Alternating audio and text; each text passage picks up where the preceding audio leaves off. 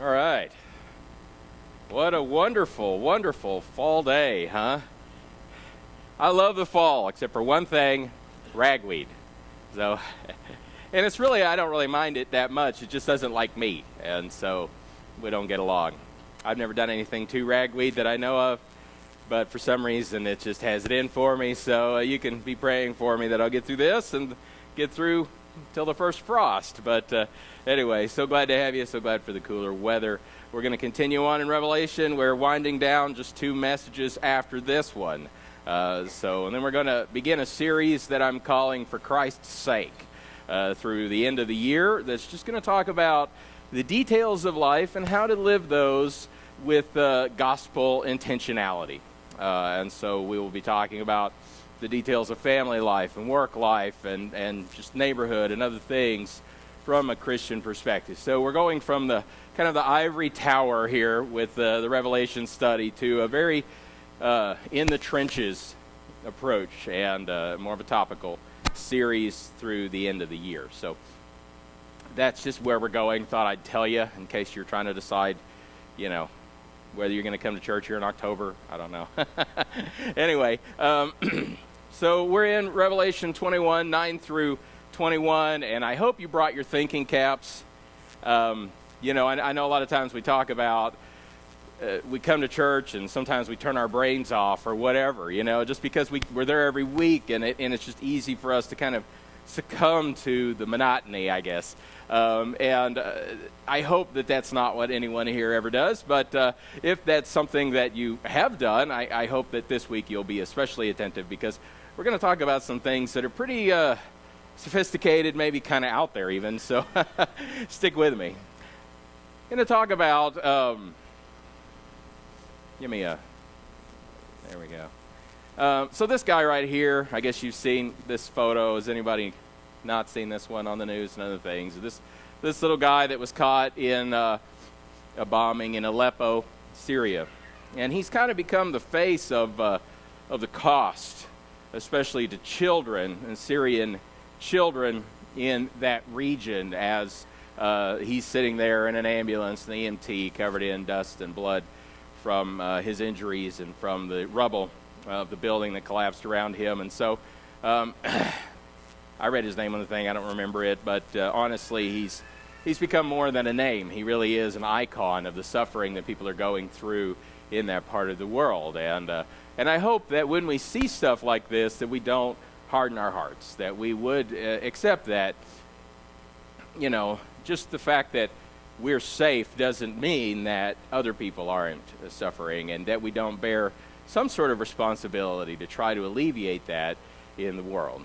And as we look at him, and he's kind of become the face of the suffering of the innocent in our world, and certainly it's through other things besides war and disease, and there's natural disasters and other things, and we may begin to ask ourselves, and as many do, how is it that there is so much suffering in the world, especially if we claim to serve a God who is both all-powerful and all-loving, as we've talked about before. And I believe that the message today is going to really answer some of that. I don't think there's any easy answers to any of it, and I think if we pretend that there are, we really discredit ourselves to some degree. But there are answers, and they're difficult answers. They're not the answers that we may want, but there are some answers. So as we go into Revelation 21, 9 through 21, we're going to talk about that and the idea of suffering and its role in God's plan. And when we talk about God's plan, certainly God's plan is all-encompassing. There's not some pocket of creation that God's like, oh, I didn't know there was a galaxy over there. It just slid up under the couch and it's right there. My goodness. I've had my back, turned on that this whole time. And certainly God is aware of absolutely everything in creation. And yet, there are aspects of creation that are outside of God's express, manifest will. And we understand that in this worldview that we hold, that we believe that there was a fall and that there are things about our reality that are out of sync with God and with his plan for his creation. And conversely, we know that there are things that are in that stream that are harmonious with the intention for creation. And really that's the gospel message, is that we are being invited to come into a consonant relationship with God and with his plan for creation. And so the big idea for this morning and for this passage, I'm going to say, is to be part of the plan, be wed to the Lamb. So it even rhymes. You can remember it. And the question may be, for you may say, well, I don't know if I want to be a part of the plan. Well, let's talk about that, right? So getting into Revelation 21, first thing I want to observe there is that the bride's reward is her groom, okay? We talked last time about Revelation 21, 1 through 8. We're going to go into 21, verse 9. And the first thing, in this prize package that she gets, and I'm supposed to try to keep my T-shirt into my sleeves, so if I do this every now and then, you just tell me, and I'll get a bad look from somebody in the audience if I don't do this right. Anyway, it's not a performance, people. Okay, thanks. Oh, it was you. Okay. So he gives her his name, is the first thing. And in Revelation 21:9, one of the seven angels who had the seven bowls, first full of the last seven plagues, came and said to me, "Come, I will show you the bride, the wife of the Lamb." Now, this is intended to be the antithesis of a passage we've encountered earlier. In chapter 17, we get almost the exact same scenario, but it's the opposite. And so in 17:1, it says, one of the seven angels, sounds familiar, right? Who had the seven bowls, okay, came and said to me, "Come," right? We got it? "I will show you," right? "The punishment of the great prostitute who sits by the waters." What is in view in 21:9, just as what was in view in 17:1. In 17:1, what's in view, it's not just the prostitute, but her punishment. That's what we're being introduced to. And in 21:9, we're not just being introduced to this antithetical woman who is this virtuous woman, but really to her reward, in that she is the wife of the Lamb. It doesn't say, "Come, I will show you the reward of the bride." It says, "Come, I will show you the bride who is the wife." That there is this fulfillment, this culmination. She's not just, is intended, that there is a consummation here, and that is the reward. So, the first thing he does is he gives her his name. And this is the first time that this word wife is used. And I don't know about you, but I still remember when Jamie and I first got married. I don't know about if you remember just your wedding day and you're driving away and you're like, "Hello, wife. Hello, husband." Did you guys do that? I don't know. Maybe you did. Maybe you didn't. You did. That there's something that I can finally use this designation for somebody, right? That there's a very special word that's never been used for this person, and now you do. And so there's a shift, that there's an identifying together that has come, and that is the reward for her waiting and her preparation. She's the wife of the Lamb. She's Mrs. Lamb, right? She shares his station, his place, right? And so in 21:10 it says, "And he carried me away in the Spirit to a mountain great and high, and showed me the holy city, Jerusalem, coming down out of heaven from God." Again, this is to be contrasted with the prostitute in chapter 17. This angel carried John. In 17:3 it says, "Then the angel carried me away in the Spirit into a wilderness. There I saw a woman sitting on a scarlet beast that was covered with blasphemous names, and it had 7 heads and 10 horns." This calls for a mind with wisdom. The 7 heads are 7 hills on which the woman sits. They are also 7 kings.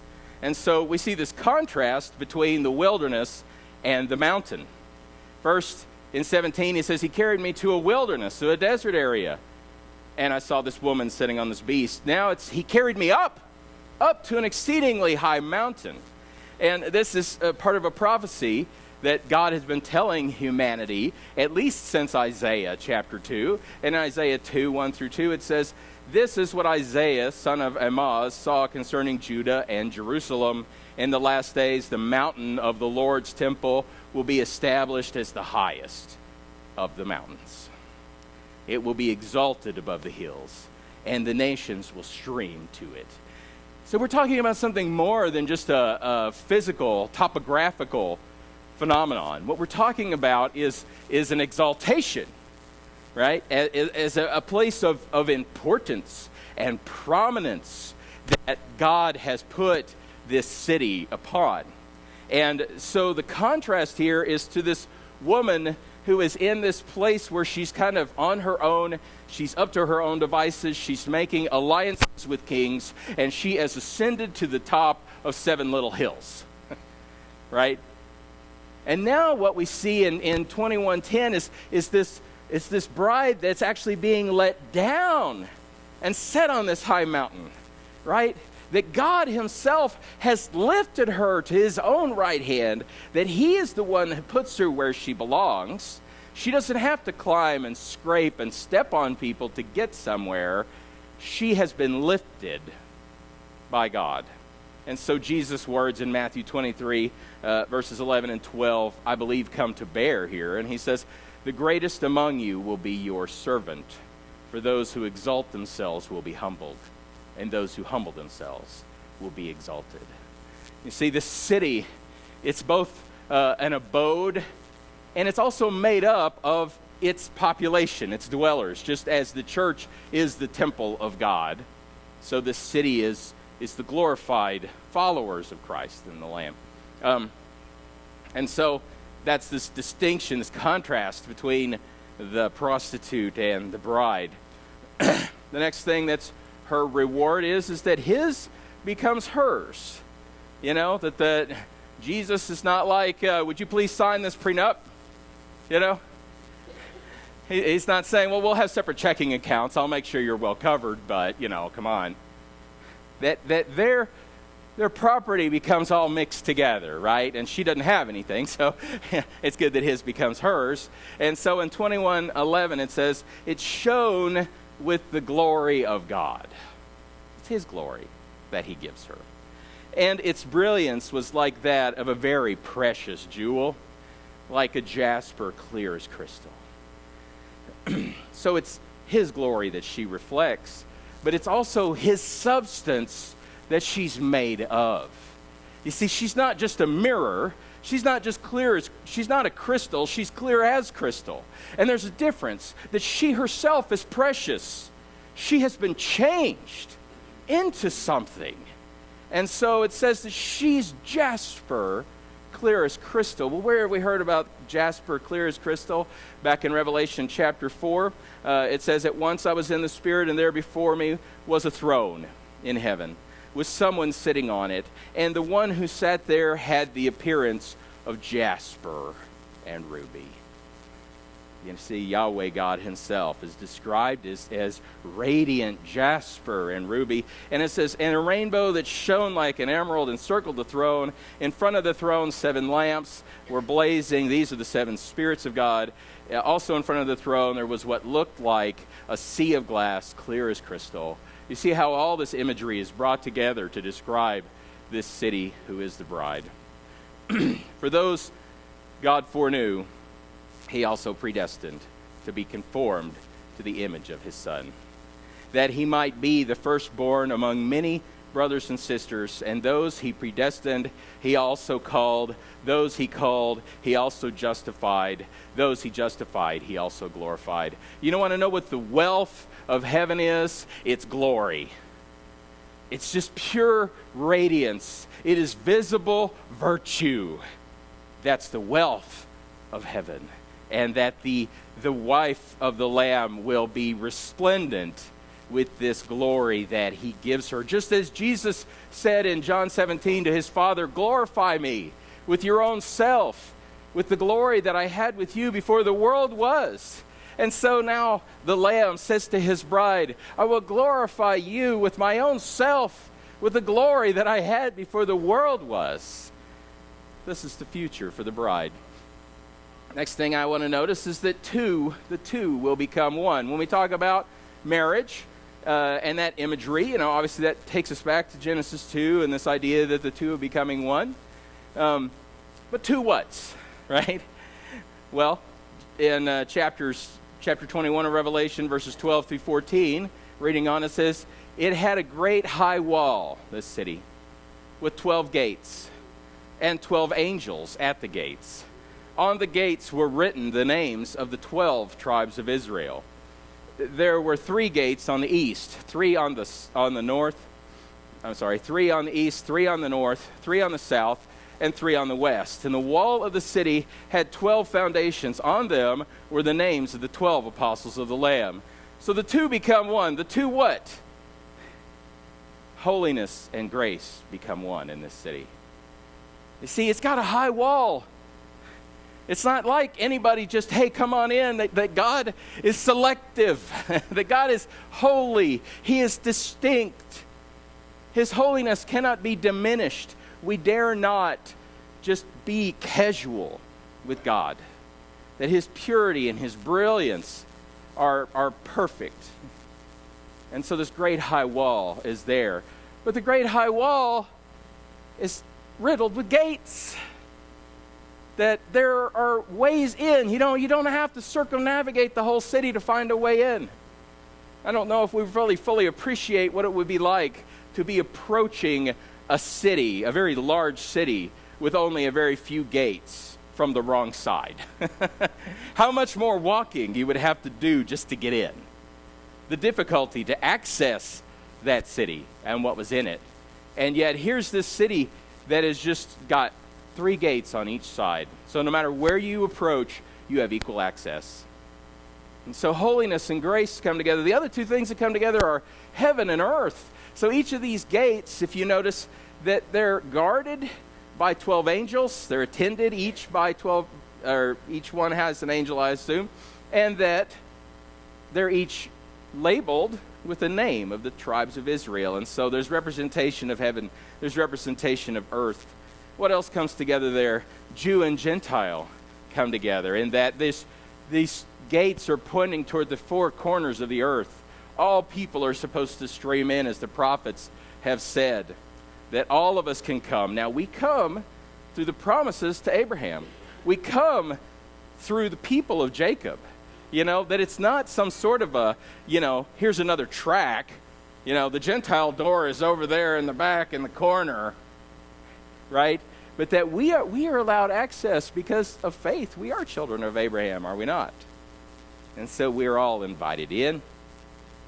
The other thing that comes together is the church and the Lamb. And so it says that this foundation was made up, or it was named for the 12 apostles of the Lamb. And so Jesus being the chief cornerstone, as Ephesians 2 says, that Christ is this cornerstone and that the apostles are these other stones in this foundation, that there is this unity between Christ and between His people, that He's the stuff of which the city is made, and yet we are partakers of that stuff. And so the church and the Lamb come together in this city, as Paul says in Ephesians chapter 5, verses 31 and 32. And I think we gloss this over because, honestly, we read Ephesians 5 and we think, instructions for marriage, right? But Paul's saying, that's actually the subpoint. The main point I'm making is something else. He says, for this reason, a man will leave his father and mother and be united to his wife, and the two will become one flesh. This is a profound mystery, but I am talking about Christ and the church. This is one of those passages in the Bible that's frustrating to me. It's like, hey, there's a mind-blowing truth behind these words. I won't tell you what it is right now. But here's the thing. When Paul read those words in Genesis, he saw Jesus. He saw Jesus and His people. And he saw Jesus and his people not just having a friendly relationship, right? Not being in the friend zone. He saw Jesus and his people consummating their relationship, becoming in a union that transcends reason, transcends explanation, that there is a oneness, that somehow 1 + 1 was going to equal 1. Well, how can that be? How would that be? I want to do a little math with you this morning. Now, if you know me well, you know that I'm the last person who could teach you math. But I'm going to teach you some Bible math, and so because I'm a Bible teacher, I may have an edge. And I prayed this up. So here's some math for you. Okay. Can you tell me what one really important number in this book so far has been? 7. They gave you the right answer first time. Good job. 7. You know, there's the 7 seals. There's 7 trumpets. There's 7 bowls, right? 7, 7, 7. And further, we're told that 7 is actually made up of 2 constituent parts. 7 is made up of 3, which is the number of heaven. As a matter of fact, every time something occurs in threes, it's something of a spiritual nature. So when the 7 last seals / 3 woes come, it's a very spiritual judgment on the earth. And you see the abyss opened and these scorpions come out and all this other stuff. That it's not an earthly thing. And every time 4 is mentioned, it's the 4 corners of the earth. It's the 4 pillars of creation. It's the heavens, the earth, the sea, and the springs of water are what makes up creation, the natural realm. And so we have the spiritual realm plus the natural realm equals 7, right? That's the sum. Okay? And 7, I think, is an important backdrop. The number 7 is an important backdrop to this passage because remember back in 12:9, it says one of the 7 angels who had the 7 bowls full of the 7 last plagues came and said to me, "Come, I will show you the bride who is the wife of the Lamb." 7's an important number, but it's only important in this passage because it's coming to an end. The 7 last plagues. Did you know that this is the last place in the book of Revelation where the number 7 is mentioned? Now, we're almost at the end, so that's something. But because it's been so prevalent, the fact that it's coming to an end seems an important point to make. Okay? Well, why would that be? Well, can I suggest to you that 7 is a sum, S-U-M, right? That when we add 2 things, we get a sum, okay? So, heaven plus earth equals 7, right? Spiritual plus the natural equals 7. The problem with that, or at least the limitation on 7 is that, so it's the number of completeness, is that you can still separate the constituent parts. They're together, but they're distinct. Is that okay? Does everybody understand that so far? The 7 stands for everything in consideration, but everything in an amalgam. Is that okay? Okay. Now, go back to 21:12 through 14. It had a great high wall with 12 gates, 12 angels at the gates. They were named for the 12 tribes of Israel. The city had 12 foundations for the 12 apostles of the Lamb. How is it that the 2 can become 1? Well, if we change the function that we're using, it's not that hard. All we got to do is turn it 45 degrees. Because from here on out, we're not talking about adding, we're talking about multiplication. And what do we get when we multiply 1 times 1? We get 1, right? And when we get 3 times 4, what do we get? 12. We get 1 city. We get a marriage. We get a complete mixing of the 2 to form 1 new thing. What is it that we say when we want to express a mysterious change when constituent parts come together? We say the product is more than the sum of its parts. This is what God is telling us. His plan is that by becoming one with us, that the product will become more than the sum of its parts. That all of creation has been heaven and earth separate. But on this day, when the bride comes and she lands on that mountain, there will be a multiplication that happens. And here's what's amazing about it, is that the eternal, perfect, unchanging God will somehow expand. What do I mean by that? It's simply this, that when the one times one becomes one, what we get is a vast exponential growth. And so this was always God's plan. In Genesis 1:27, it says, So God created man in his own image. In the image of God, he created him. Male and female, he created them. And so God blessed them, and God said to them, Be fruitful and multiply and fill the earth and subdue it. God has been about multiplying his own glory. This is why Abraham went from exalted father to father of a multitude. God is telling us something about himself. And yet he continues to remain unchanged.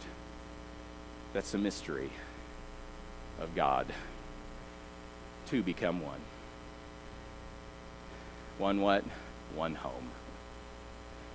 That this union, that the thing that the man and the wife form when they become one is a home. This is why the bride is also a city. That there is a home that is made up of God's own essence, his own glory. A home that is composed of us. It's not about brick and mortar. It's about relationship. Isn't that a wonderful hope? Reading on, it will not just be a home, but it will be a home for everyone and his God. Yeah, it's a play on words. I'm sorry. It's tacky. I couldn't help it. You know, the whole everyone and his dog thing. Okay. Anyway, it really will, though, be a home for everyone and his God. It will be just the right size and shape. And so in Revelation 21:15-16, it says, And the one who spoke with me had a measuring rod of gold to measure the city and its gates and its walls. The city lies foursquare, its length the same as its width, and he measured the city with his rod. 12,000 stadia, its length and width and height are equal. First of all, I want to notice that he's using Ezekiel's language from Ezekiel 42:15-20. It says, When he had finished measuring what was inside the temple area, he led me out by the east gate and measured the area around. He measured the east side with the measuring rod. It was 500 cubits. He measured the north side. It was 500 cubits. He measured the south side. It was 500 cubits. And then he turned to the west side and measured. It was 500 cubits by the measuring rod. So he measured the area on all four sides. It had a wall around it, 500 cubits long, 500 cubits wide, to separate the holy from the common. You remember that the wall stands for God's holiness. Also notice that in Ezekiel's vision, this thing's perfectly square. Again, if you're approaching from the rectangular, in a rectangle, if you're approaching from the long side, you got a lot of walking to do to get in. That a complete square says equal access from every direction. And so it's a home for everyone. But it's bigger. You see, Ezekiel's vision was 500 cubits on each side, which is 856 feet on each side. That's a big area. 12,000 stadia. Each stadia was 600 feet across. Each stadium was 600 feet across, which is between 1,400 and 1,500 miles. Have you been to a city that's 1,500 miles across? By 1,500 miles wide, by 1,500 miles high. Forget about Denver, right? Mile high city, whatever, right? 1,500 mile high city, 1,500 miles tall, right? This is massive. Someone out there on the interwebs, in this wonderful age that we live in, has actually created a scale model of what the city would look like if it were sitting on North America. There it is. Pretty big, right? Yeah, not a whole lot of other places to go there. Now, why this amount? Why 12,000 stadia? Nobody can say for certain, but let me tell you this. It's the exact, or nearly the exact distance from Joppa in Spain to the Euphrates River. The exact width of the Roman Empire at its zenith in 117 AD. I think what we're being told is it's a city for everybody. Right? And that it's got these 4 dimensions, this length and width and height. There was just one structure in ancient Israel that was a total cube, and it was the Holy of Holies. And so in 1 Kings 8, when we're talking about the building of the temple, it says he prepared the inner sanctuary within the temple to set the Ark of the Covenant of the Lord there. The inner sanctuary was 20 cubits long, 20 cubits wide, and 20 high. He overlaid the inside with pure gold. I don't think we're going to see a city sitting there that looks like that model. I think what we're being told is this is a city for everyone and his God. As we read on, it will accommodate all of God's creatures. It says he also measured its wall 144 cubits by human measurement, get this, which is also an angel's measurement. In Ezekiel chapter 42 or 40, 3 through 5, it says, He took me there, and I saw a man whose appearance was like bronze. He was standing in the gateway with a linen cord and a measuring rod in his hand. I saw a wall completely surrounding the temple area. The length of the measuring rod in the man's hand was 6 cubits, each of which was a cubit and a handbreadth. He measured the wall. It was one measuring 1 rod thick and 1 rod high. Here's the thing. When they measured in those days, they didn't have these cool gadgets. They had an elbow and a fingertip. Now, that's really great because, you want to put in some kitchen counters, well, I'm going to need 2.5 of these, right? Now, if you are, say, twice as tall as I am, that's going to be really weird for me to move into your house, isn't it? And I think what we're being told here is that, it's going to fit. It's not like we're moving into somebody else's house. Everyone's going to belong. That it's not going to be, the little people, big world trying to jump up on the counters. It's not going to be Shaq trying to get into the little car. Everyone will fit. Everyone will belong. It is mined on earth and assembled in heaven. I want us to get this. This gets back to our question of suffering.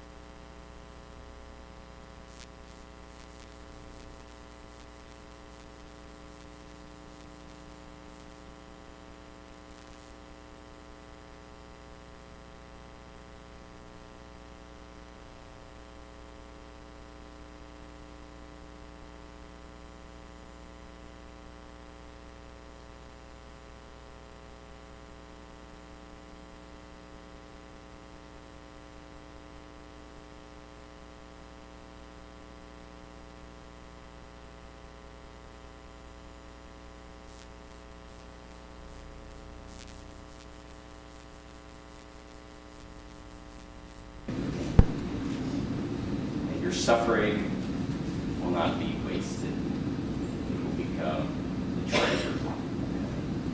Well, let's pray. Father, we come to you, God. We do thank you for your word. We thank you for its mystery. Lord, pray that you would just cement these things into our hearts. And God, leave that cement wet, because we have a lot of stuff left to learn. But we pray that it would change us, as your word will do if we let it. We pray it all in Jesus' name.